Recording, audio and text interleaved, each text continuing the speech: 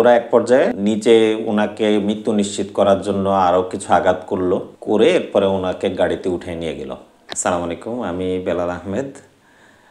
আমার পিতা শহীদ ডাক্তার ফয়েজ আহমেদ, তিনি একজন চিকিৎসক ছিলেন। তিনি লক্ষ্মীপুর জেলা জামাতের নায়েবে আমির ছিলেন সর্বশেষ শহীদ হওয়ার আগ পর্যন্ত। আমরা পরিবারসহ অবস্থান করতাম হচ্ছে লক্ষ্মীপুরে। আমি সেইখানেই পড়ালেখা ঢাকায় করলেও ওখানে বাবার ইচ্ছায় এস্টাবলিশড হওয়ার জন্য ওখানে ফিরে গিয়েছিলাম। তো আমার পিতা সবসময় সামাজিক কাজগুলো পাশাপাশি চিকিৎসক হিসেবে মানুষের পাশে থাকা এই জিনিসটাকে খুব পছন্দ করতেন। তো রাজনৈতিকভাবে ওনার এলাকাতে প্রভাব থাকলেও উনি একজন চিকিৎসক হিসেবে সব ধরনের পরিবারের মানুষের কাছে আসলে যাওয়ার সুযোগ হতো। এমন কোনো পরিবার, এমন কোনো এলাকা নাই যে উনি আসলে চিকিৎসা সেবার জন্য যাননি। এবং এটাতে দলমত নির্বিশেষে মানুষের কাছে যাওয়ার সুযোগ হওয়ার কারণে ওনার একটা ভালো জনপ্রিয়তা ছিল আলহামদুলিল্লাহ। তো এই জনপ্রিয়তা আসলে ওনার রাজনীতি, যে রাজনৈতিক ধারা উনি করতেন সেই রাজনীতির ধারার সাথে আসলে অনেকে এটাকে মেনে নিতে পারেন নাই। যেহেতু উনি পপুলার হলে আদতে ওনার রাজনৈতিক মতাদর্শকেই এস্টাবলিশড করার আসলে বিষয়টা চলে আসে।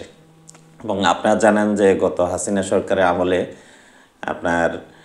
তারা চেয়েছে যে জামাত সহ অন্যান্য বিরোধী দলকে দমন করার জন্য, বিশেষ করে আসলে বিএনপি জামাত ত্যাগ দিত, কিন্তু জামাতের উপর যে নির্যাতন হয়েছে সেটা আমার মনে হয় বাংলাদেশের রাজনৈতিক ইতিহাসে আর কোনো দলের সাথে এমন হয়নি। বিশেষ করে তাদেরকে দমানোর জন্য রাষ্ট্রীয়ভাবে যত ধরনের ব্যবস্থা আছে, বিশেষ করে ধরেন তাদের ব্যবসা প্রতিষ্ঠান বন্ধ করে দেওয়া, তাদের লোকজনকে বাড়ি ছাড়া করা, হত্যা, গুম, খুন, এগুলো প্রসেস ছিল। অর্থাৎ তাদের চিন্তাভাবনা ছিল যে আমরা যদি অর্থনৈতিকভাবে তাদেরকে শেষ করতে না পারি, তাদেরকে যদি সামাজিকভাবে ডিসপ্লেস না করতে পারি, এবং যদি তাদেরকে আমরা শেষ পর্যন্ত উপায় ছিল যে তাদেরকে মেরে ফেলা। তো সেই ঘটনাটাই আসলে ঘটিয়েছিল 2013 সালের। সেটা সূত্রপাতটা হয়েছিল মূলত 12 তারিখ থেকে। আপনারা জানেন মরহুম আব্দুল কাদের মোল্লা, শহীদ আব্দুল কাদের মোল্লা চাচার ঘটনাটা আমরা জানি যে প্রথম সম্ভবত 10 তারিখে ওনাকে একবার ওনার ফাঁসির রায় কার্যকরের উদ্যোগ নেওয়া হয়েছিল। তো এরপরে তো আবার সেটা 72 ঘন্টা পিছায়। তো সেই সময় আপনারা জানেন যে লক্ষ্মীপুর এমন একটা এলাকা যেখানে লক্ষ্মীপুর এবং সাতক্ষীরা সারা বাংলাদেশে কোথাও মিছিল মিটিং না হলেও বিরোধী দল যথেষ্ট অ্যাক্টিভ ছিল এই দুটো এলাকায়। এবং সেজন্যে সম্ভবত টার্গেট করে তারা লক্ষ্মীপুর, সাতক্ষীরা সহ বিভিন্ন জায়গায় তারা কিন্তু কম্বিং অপারেশন চালিয়েছে, অর্থাৎ বিরোধী দলের কোনো অবস্থান যেন কোনোভাবেই না দাঁড়াতে পারে। তো সেই প্রেক্ষাপটে 2013 সালে সেই সময় অর্থাৎ 10 তারিখ থেকে 12 তারিখ, তারা শেষ পর্যন্ত 12 তারিখে বিশাল পরিকল্পনা নিয়ে লক্ষ্মীপুরে তাদের কিলিং বাহিনী পাঠায়। সেই কিলিং বাহিনী আসলে 12 তারিখের এই অপারেশনটা শুরু করে। সেখানে প্রথম দিন 4 জন শহীদ হন, অনেক আহত হয়, প্রায় 50 ঊর্ধ্ব। এবং ওই সময়ও যথেষ্ট বাবা চিকিৎসক হিসাবে, সামাজিক ব্যক্তি হিসাবে তিনি যথেষ্ট ভূমিকা পালন করেছিলেন যেন মানুষের পাশে থাকা যায় এবং যারা আহত হয়েছিল, নিহত হয়েছিল। এবং তারই পরিপ্রেক্ষিতে তারা চিন্তা করলো যে হয়তো সম্ভবত ওনাকে তাড়াতাড়ি সরিয়ে দিতে না পারলে এই জায়গায় তারা তাদের কাঙ্ক্ষিত লক্ষ্য বাস্তবায়ন অর্জন করতে পারবে না। সেজন্য তারা 13 তারিখ দিবাগত রাত, অর্থাৎ ঠিক 14 তারিখ রাত 1:30টার সময় এই ঘটনাটা ঘটিয়েছে। রাত ঠিক 11:30টার দিকে প্রথম তারা আসে। কারা? র্যাব, যারা হচ্ছে র্যাব 11 মানে তখন নেতৃত্বে ছিল তারেক সাইদ। এবং এই বাহিনীটাই আসলে সারা বাংলাদেশে পরবর্তীতে কিলিং অপারেশন করে আপনারা জানেন যে নারায়ণগঞ্জে 7 মার্ডারে তারা গ্রেপ্তার হয়েছে। এবং তারা যখন ফার্স্ট আসে তারা কিন্তু কোনো ধরনের কথাবার্তা ছাড়াই গেট ভাঙা শুরু করেছিল। তো আমাদের বাসার 2টো গেট, একটা হচ্ছে লোহার মেইন গেট, আর একটা সাইডে ছোট একটা গেট ছিল। ওরা মেইন গেটটা দীর্ঘ সময় ভাঙতে না পেরে ছোট গেটটা ভাঙা শুরু করে। তো আমার বাবা আগের থেকেই প্রস্তুতি নিয়ে রেখেছিলেন, ঘুমোতে যাওয়ার আগেই ব্যাগটা গুছিয়ে রেখেছিলেন, ওষুধ গুছিয়ে রেখেছিলেন যে আসলে হয়তো তারা আমাকে গ্রেফতার করে নিয়ে যাবে, ঠিক আছে আমরা খাওয়া দাওয়া শেষ করে আমাদের একটা ফর্মাল বিদায় হয়ে গেল যে না ঠিক আছে, ওনাকে যদি আসে দরজা খুলে উনি নেমে চলে যাবেন। আপনাদের মানসিক প্রস্তুতি ছিল যে আজকে গ্রেপ্তার হবে? হ্যাঁ, আমাদের কাছে মনে হয়েছে যে হয়তো হাইস্ট এটাই করবে, যে তারা বিভিন্ন জায়গায় যেহেতু যাচ্ছে ওনাকে হয়তো গ্রেপ্তার করে নিয়ে যাবে। কার্যক্রম বিরোধী দলকে দমনের জন্য তখন সর্বোচ্চ এটাই ছিল পন্থা, কিন্তু হত্যাকাণ্ড এভাবে ওপেন একজনকে বাসায় এসে প্রবেশ করে হত্যা করবে এই ঘটনা তো কল্পনাও করা যায় না, এবং একজন চিকিৎসককেও না। তো সেই জায়গায় উনি যখন এক পর্যায়ে রেডি টেডি হয়ে গেলেন, আমরা ঘুমন্ত অবস্থায় ছিলাম, তাড়াতাড়ি ঘুমায় যায়, শীতের রাত, এবং মফস্বল এলাকায় তো আসলে এত রাত পর্যন্ত জেগে থাকা তখন কালচার ছিল না। তো আমরা এই সাউন্ড শুনে যখন উঠে যাই, উনিও রেডি হয়ে নিচে নামছিলেন। স্বভাবতই আমি আতঙ্কগ্রস্ত হয়ে গেলাম তাদের অ্যাটিটিউড দেখে, আমি ছাদে চলে গেলাম, এবং সে অবস্থায় উনি নামলেন। আমার ওয়াইফ ছিল, আমার মা ছিল বাসায়, এবং উনি এক পর্যায়ে আমার মা এবং আমার ওয়াইফ থেকে বিদায় নিয়ে উনি নিচে নামতে থাকলেন। বললেন যে ওরা তো যেভাবে গেট ভাঙাভাঙি করতেছে, ওরা তো দোতলায় আসবে আবার গেট ভাঙাভাঙি করবে, তার থেকে আমি নিচে নামি। তো সেই অবস্থায় উনি ব্যাগ ট্যাগ হাতে নিয়ে উনি কিন্তু ওষুধ টষুধ সহ নিচে নামছিলেন। এই অবস্থায় ওরা কিন্তু সিঁড়ি পর্যন্ত চলে আসে এবং সিঁড়িতে ওনাকে পেয়ে জিজ্ঞেস করে যে আপনি কে। তখন উনি বলে যে আমি হচ্ছি ডাক্তার ফয়েজ। বললো যে ওয়েল চলেন। তো উনি সভাপতি চলেন মানে হচ্ছে নিচের দিকে যাব, বাসা থেকে আমাকে গ্রেফতার করে নিয়ে যাবে। তো ওরা কি করলো, ওনাকে নিচে না নিয়ে হাত ধরে টেনে উপরে উঠানো শুরু করলো। তো উনি বললো যে দেখেন আমি তো বৃদ্ধ মানুষ, আমাকে কেন উপরে নিয়ে যাচ্ছেন, গ্রেপ্তার করতে আসছেন, আমাকে গ্রেপ্তার করে নিয়ে যান। বললো যে না চলেন, বলে টেনে হেঁচে ওনাকে ছাদে নিয়ে গেল।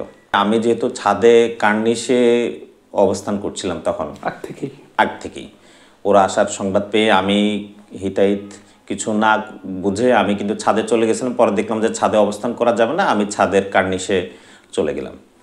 তো ওখান থেকে ওটা ছাদের থেকে একটু নিচে জানলার, আপনারা জানেন জানলার যে উপরে কার্নিশ থাকে, সেখানে আমি অবস্থান করছিলাম।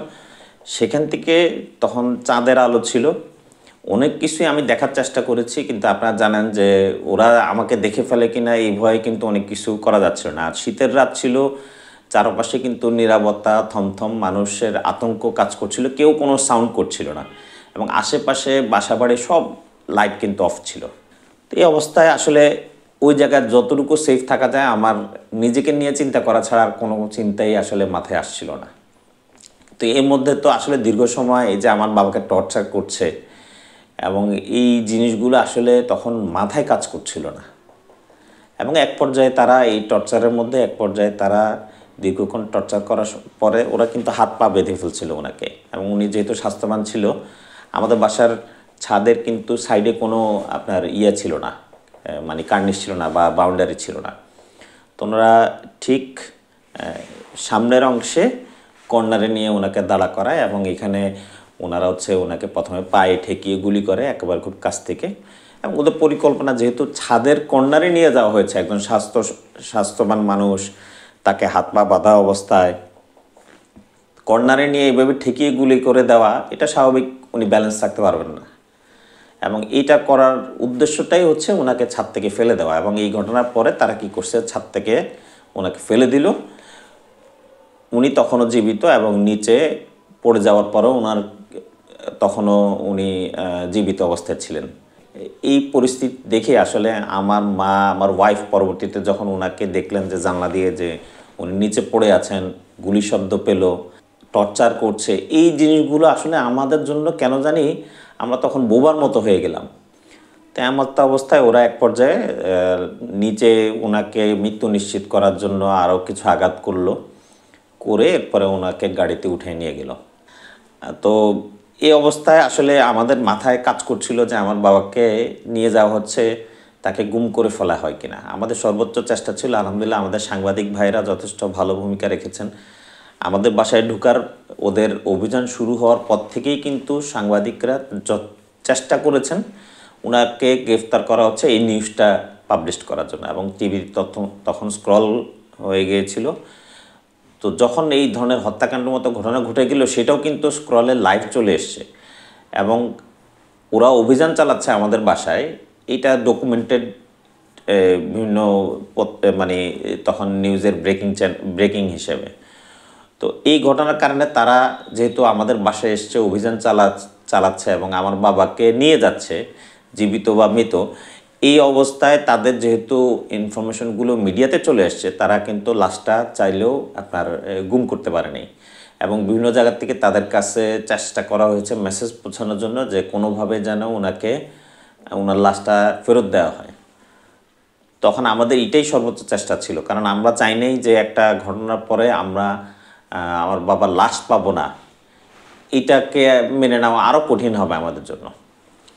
এবং এই ঘটনা ঘটে যাওয়ার পরে আসলে আপনারা জানেন যে পরের দিন তার জানাজা অনুষ্ঠান করা তারা করতে দিতে চায় নাই। এরপরও হাজার হাজার মানুষ, এবং আপনি জেনে আশ্চর্য হবেন যে তিনি জামাতের রাজনীতি করলেও এত পরিমাণ, আমরা একসময় হিন্দু শাঁখারীপাড়ার মুখে থাকতাম, এত পরিমাণ মানুষ, এত পরিমাণ মহিলা, হিন্দু মহিলা এসেছিল ওনাকে এক নজর দেখার জন্য, কান্নাকাটি করে ওনার জন্য শোক ধরে রাখতে পারছিল না তারা।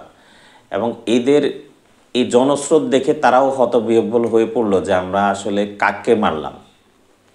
এবং ওখানে কাউকে কাউকে এরকম মন্তব্য করতে শোনা গেছে যে আমরা কি আসলে কোনো ভুল করে ফেললাম কিনা।